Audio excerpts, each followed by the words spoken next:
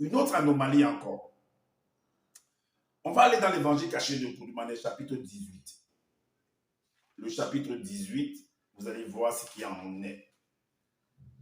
Le chapitre 18, il dit qu'il est le sauveur de l'humanité ou des Noirs ou de je ne sais quoi. Je vous l'ai venu présenter qui s'appelle John Kisabé Koudoumane. On va donc voir si ce John Kisabé, tel qu'on est venu présenter que c'est le sauveur, qu'il est venu sauver l'humanité. A-t-il réellement sauvé l'humanité? A-t-il réellement sauvé les Noirs? Je ne sais pas de quoi les Noirs souffraient et dont il était précisément noté qu'il devait les sauver de cette chose-là. C'est à Justin Dissac, vu que c'est eux qui ont la science infuse, ils doivent nous dire. Mais nous allons quand même lire ce qu'ils ont écrit et nous allons analyser.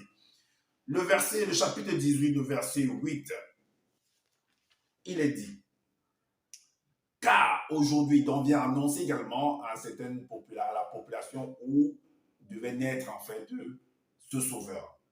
Car aujourd'hui sur la terre de vos ancêtres, il vous est né un puissant sauveur. Quelle précision. Ok. Dans le chapitre 59,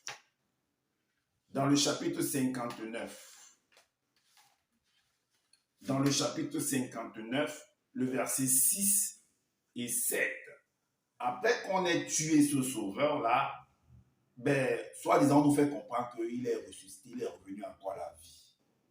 Bon, ok, lisons néanmoins. Mais sauf que les populations qu'on a fait comprendre, qu'on a marmaillé, qu'on a dit que non, ce sauveur-là, que voilà ce qu'il va faire. Et lui-même étant là, il leur a dit que oui, je vais vous faire ci, je vais vous faire ça, et tout et tout. Mais, allons voir la réaction. Nous essayons d'être comme des journalistes en fait. On va aller interviewer les populations qui avaient l'espoir, qui comptaient en fait sous le sauvetage de ce sauveur dont on est venu, que Justin Dissac présente, qu'il appelle John Kisabé Koudoumane. Il est dit que, quoi, leur dit-il? Ils lui répondirent: ce qui est arrivé au sujet de John Kisabé, qui était un Mutopéda maudit puissant en œuvre et en parole devant tout le peuple et qui était issu de Loba. Et comment les blancs et les sangs mêlés l'ont mis à mort sur un poteau. Voilà quelqu'un qui est puissant. Quelqu'un qui est puissant, que des personnes, soi-disant selon Justin Dissac, sont d'une anomalie dans la création qui ne devait pas exister, dont il appelle les blancs et les sangs mêlés, sont venus mettre à mort le fils de Tété, le fils du Créateur. Waouh! Mais je me pose des questions. Donc les blancs et les sangs mêlés sont plus puissants que Loba, ou sont plus puissants que le fils de Loba, que lui va envoyer de venir rétablir les choses. Les blancs et les sangs mêlés ont réussi cet exploit planétaire, cet exploit inimaginable de mettre à mort ce personnage, ce puissant prophète, dont il précise bien, un puissant motopéda maudit, que les blancs, des personnes insignifiantes selon Justin Dissac. Les blancs et les armées pour lui sont des anomalies, des personnes insignifiantes, des personnes on ne trouve pas des prophètes, où il n'y a pas de prophètes, que ce sont des voleurs, des usurpateurs d'identité, qui sont là pour copier les choses des Noirs. Mais on réussit à faire tomber un puissant motopéda maudit, selon Justin Dissac. Un fils de Tété, un fils de Loba, du Créateur, l'ont mis à terre, l'ont renversé, l'ont tué. Ah ouais? Waouh! Waouh! Vous imaginez ça? Alors, la suite dit quoi au verset 7? Nous espérions. Alors, nous sommes en train de jouer aux journalistes et on va interviewer en fait ces populations-là. Ils disent que nous espérions que ce serait lui qui délivrerait Ouassi. Et j'ai dit Ouassi, ça veut dire la terre. Allez vérifier vous-même. La terre, Ouassi. Mais avec tout cela, voici quelques jours que ces choses se sont passées. Donc, ils avaient espoir sur ce personnage. Ils ont, ils ont mis tout leur espoir. Ils le suivaient aveuglement, sans toutefois réfléchir. Voilà des pauvres noirs, qu'on a extirpé tous leurs neurones. Donc, ils avaient venu les enfumer, en fait. Ils se sont mis à suivre comme des moutons qu'on traîne à l'abattoir. Je félicite ces hommes dans Jean 6 qui ont dit qu'ils ne le suivent plus. On décide de ne plus faire route avec lui. Ils l'ont abandonné parce que ils ont analysé, ils ont compris que ce type avait des paroles insensées en fait, qui racontaient du n'importe quoi. Mais ceux-ci par contre, ont décidé de le suivre aveuglement, ont pris leur famille, ont pris leur argent, ont donné là-bas, ont pris leurs ressources, leurs richesses, ils ont donné là-bas. Comme ce faux prophète, ce faux pasteur au Kenya qui a entraîné ce taximan de profession, qui est devenu subitement pasteur et a entraîné les gens à mourir en fait. Des personnes qui n'ont pas de temps de lire, des personnes faibles. Le voilà, nous espérions que c'est lui qui sauverait, mais sauf qu'il a écrit ici délivrerait, sauverait, puisque c'est le sauveur. Et voilà que ben on l'a tué. Voilà les anomalies. Voilà l'anomalie. Le verset 60, le chapitre 60, le verset 25 à 28. On va essayer encore, malgré que les gens sont dans le regret, sont découragés, sont dégoûtés,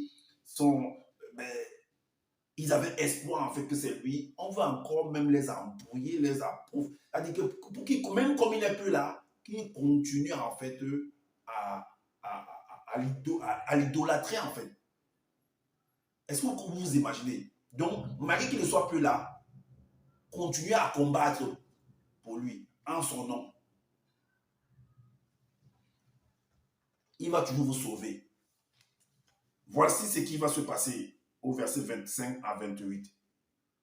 Alors, donc on dit qu'il est ressuscité avant qu'il ne parte. Voici ce qu'il va venir instaurer comme loi encore. Donc, même s'il n'est plus là, continuez le combat. N'importe quoi. Comme il se trouvait avec eux, il leur recommanda de ne pas s'éloigner de Ouassi, donc de l'Afrique centrale, mais d'attendre ce qu'il avait annoncé, leur dit-il.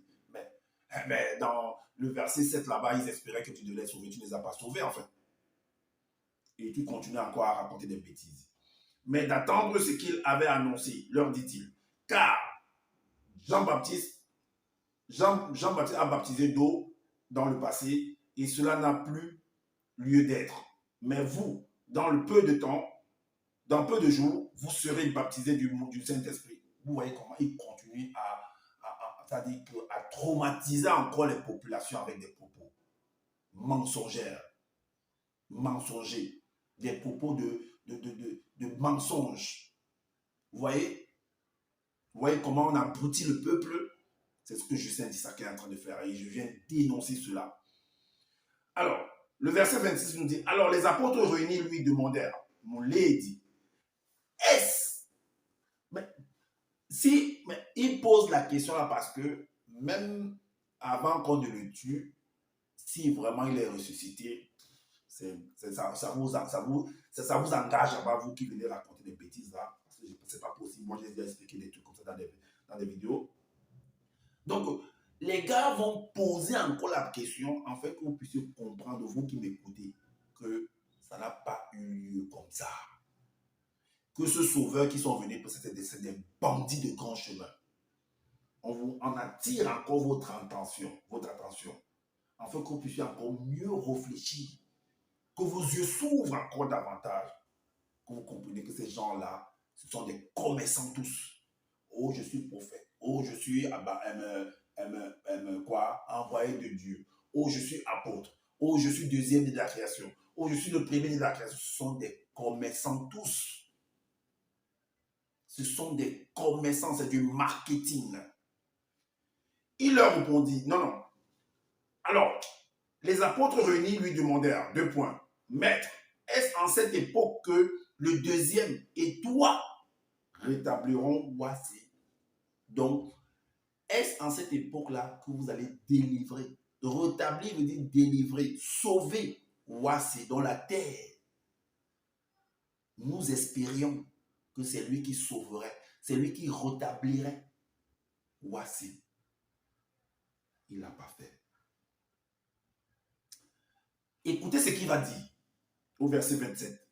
Il leur répondit, ce n'est pas à vous, ni aux visibles, de connaître les temps ou les moments fixés par le grand tour, donc par nous. Vous voyez la marmaille, vous voyez le banditisme, vous voyez des faux prophètes, des bandits, et il dit que c'est des noirs. Hein? Justin ça dit que c'est un noir. Regardez le travail des noirs. Voilà le travail des noirs. Ce n'est pas à vous. Donc, ceux qui ont marché avec toi durant des années, ont combattu, ont subi humiliation, ont subi des fouets, des crachats, se sont cachés. Une vie de misérable. Tu viens encore leur cacher que ce n'est pas à vous. Quel orgueil. Tu n'es même pas humble. Aucune humilité pour leur faire comprendre, pour leur dire les vérités. Donc tu t'obstines toujours à leur mentir. Ce n'est pas à vous, ni aux visibles, de connaître les temps et les moments fixés par le grand tout. Le verset 28 dit, car pour ce qui est du jour et de l'heure, personne dans le visible ni dans le monde occulte ne le sait et ne le saura. Donc, mes chers amis, le rétablissement de Ouassé, vous ne le saurez jamais. Vous qui suivez Justin Dissaker, ou peu importe, je ne sais pas qui est le prophète, vous ne le saurez jamais. C'est ce qu'il est en train de dire là. Fermez vos bouches. Donc vous qui êtes dans l'étude de Banabaloba, le groupe de Justin, vous ne le saurez jamais. Fermez vos bouches et taisez-vous. Si vous voulez continuer à suivre les excréments, les barlivènes que Justin Dissaker vient vous raconter. Ce faux prophète-là. Vous ne le saurez jamais. C'est ce qu'il vient de dire. Alors, moi, je m'arrête là.